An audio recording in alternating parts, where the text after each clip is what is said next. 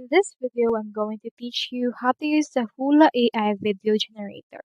This is a step-by-step tutorial for beginners.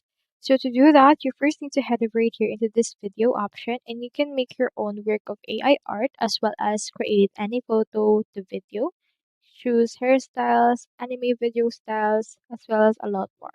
You can choose in here which one you would want to as well. For example, let's create nano people. So let's head over and then click on all right here and you can find some videos that you want to create.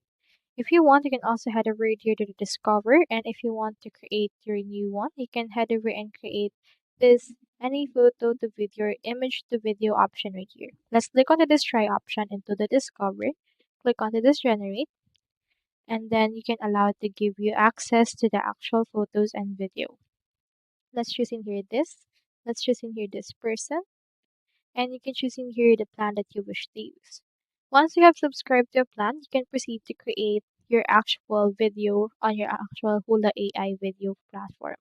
And on your actual platform or plan, you should be able to get the actual people like there or the actual video generated by AI. So that's all there is today, and I hope this video helped you out.